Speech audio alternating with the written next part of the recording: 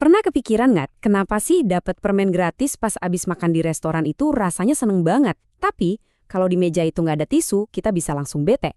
Nah, hari ini kita bakal bongkar satu kerangka berpikir jenius yang bisa ngejelasin misteri kepuasan pelanggan ini. Nah, coba lihat pertanyaan ini deh.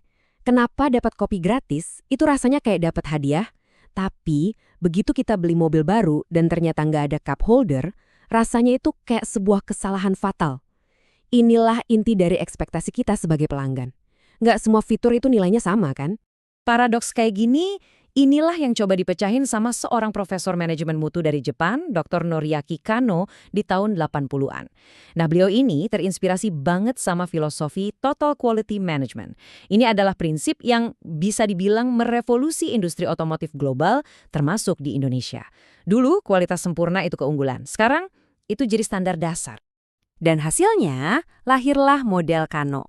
Anggap aja ini bukan sekedar diagram biasa ya, tapi ini tuh semacam peta harta karun psikologis. Peta yang bantu kita ngerti apa sih yang benar-benar dipengenin pelanggan, dan misahin mana fitur yang wajib ada sama fitur kejutan yang bisa bikin mereka jatuh cinta sama produk kita.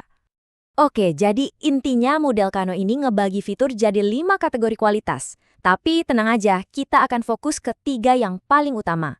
3 kategori yang bakal mengubah cara pandang kita terhadap sebuah produk. Yang pertama, ada yang namanya basic needs atau kebutuhan dasar. Sederhananya gini deh, ini adalah fitur yang kalau sampai nggak ada, produk kita tuh sama sekali nggak layak dipertimbangkan. Titik. Contoh paling gampangnya, sabun di kamar hotel. Pas kita lihat ada sabun, ya biasa aja kan? Tapi coba bayangin kalau sabunnya nggak ada. Wah, itu bisa jadi masalah besar. Nah, coba lihat deh gimana grafik Kano ini ngejelasinnya dengan simpel banget. Perhatiin garis yang di bawah itu ya, yang abu-abu. Mau kita kasih sabun paling mewah sedunia pun, tingkat kepuasan pelanggan nggak akan pernah naik di atas level netral. Tapi, kalau sabun itu nggak ada, udah deh kepuasan langsung anjlok.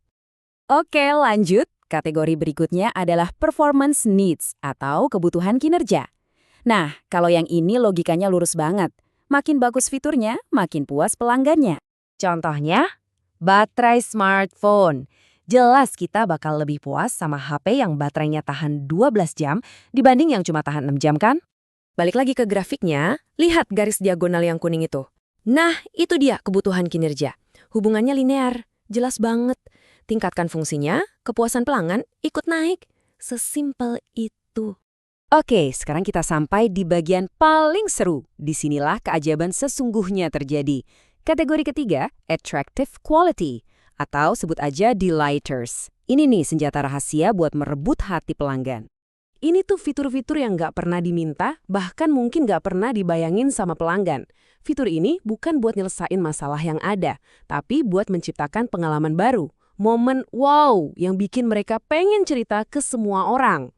Contoh klasiknya yaitu tadi, dapat upgrade kamar gratis ke suite di hotel. Kita kan nggak ngarepin itu. Makanya pas dapet, rasanya seneng banget. Bener-bener hadiah. Dan coba lihat deh kurva yang biru di grafik ini. Inilah kekuatannya di Lighters. Cuma dengan sedikit aja fungsionalitas, tingkat kepuasan itu bisa langsung melesat dari 0 jadi luar biasa. Inilah yang ngebedain antara pelanggan biasa sama penggemar setia. Oke, sebagai pelengkap ada 2 kategori lagi nih. Indifferent, ini fitur yang nggak dipeduliin sama sekali sama pelanggan.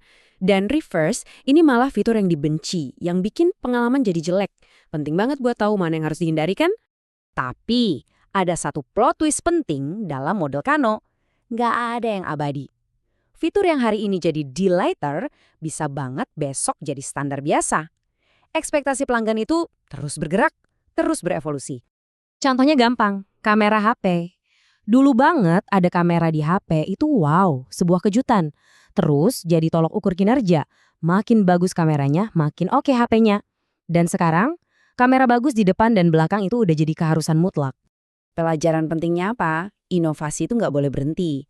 Di lighter yang kita ciptakan hari ini, persis kayak cup holder di mobil zaman dulu, pada akhirnya nanti akan jadi basic need, jadi standar.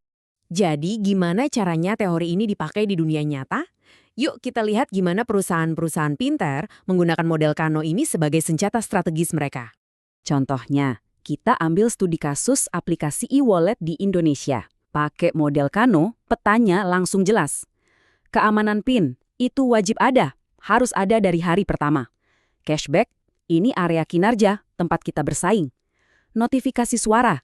Nah, ini bisa jadi fitur menarik yang jadi pembeda. Terus iklan autoplay, jelas itu fitur terbalik, harus dihindari. Kalau ngomongin soal jagonya bikin deal lighters, wah Tesla itu rajanya. Lewat update software, mereka tuh terus-terusan ngasih kejutan. Dari fitur autopilot sampai game tersembunyi. Ini yang bikin mobil mereka terasa hidup dan selalu baru, bahkan setelah bertahun-tahun dibeli. Jadi intinya apa? Model Kano ini lebih dari sekedar teori. Ini tuh kompas strategis. Ini yang ngebantu perusahaan buat milih prioritas inovasi, biar nggak buang-buang duit buat hal yang nggak penting. Dan yang paling krusial, ini ngebantu mereka buat sengaja merancang momen-momen kebahagiaan buat pelanggannya. Model ini ngajarin kita satu hal penting. Berhentilah nanya apa yang pelanggan mau. Ganti pertanyaannya jadi, kejutan apa yang bisa kita kasih biar mereka tersenyum hari ini? Karena disitulah loyalitas sejati dibangun.